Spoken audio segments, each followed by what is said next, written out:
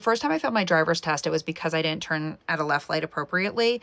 I got to the light. I didn't see it turn green. It had already been green and it had a left turn arrow, but now the whole light was green. And I knew that I would inch forward, but I wasn't sure when it had turned green. So I was kind of hanging back and waiting for the cars to pass before I could take a left. And then when I saw the cars pass, I did go up and I took a left. And we drive in, and that was a 15-point deduction.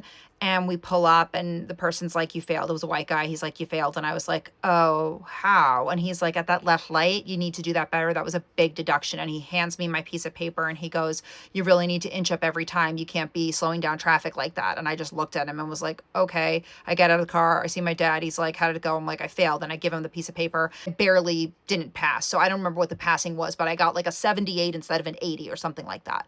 And then the second time I failed, I turn out of the DMV area.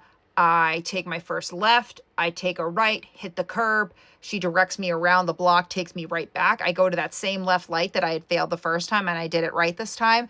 And I go, "Why are we going back already?" She goes, "'Cause you hit a curb. There could have been a pedestrian there. You could have killed somebody. So yeah, definitely not ready to drive yet." I was like, "Okay."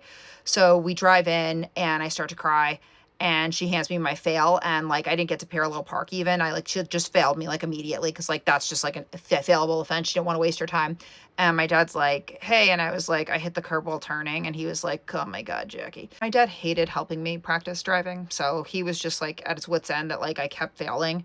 And I also wanted to pass at this point. I did pass the third time, and I've never hit a curb since.